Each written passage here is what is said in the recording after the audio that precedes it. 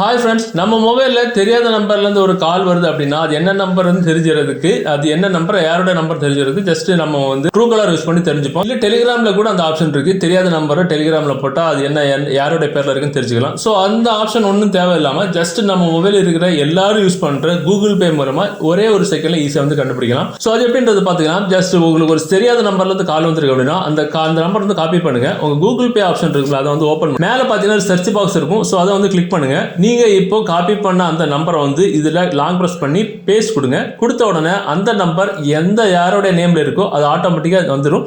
So இதை மாதிரி உங்களுக்கு தெரியாத ஒரு நம்பர் உங்களுக்கு இன்கமிங்காக வந்துச்சு அப்படின்னா ஜஸ்ட் ஒரு 10 செகண்ட் தான் ஆகும். அந்த நம்பர் காப்பி பண்ணணும், கூகுள் பே ஓப்பன் பண்ணணும். பண்ணின உடனே அந்த நம்பர் யாரோட நேம்ல இருக்குன்றது ஈஸியாக தெரிஞ்சுக்கலாம். ஸோ மேக்ஸிமம் ட்ரூ காலர்ல பார்த்தீங்கன்னா டிஃப்ரெண்டான நேம்ஸ் அவங்க சேவ் பண்ணி வச்சிருப்பாங்க.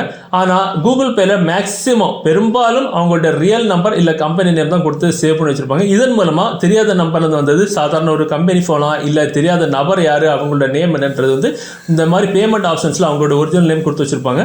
இதன் மூலமா தெரிஞ்சுக்கலாம் அது யாரோட நம்பர் அப்படின்னு.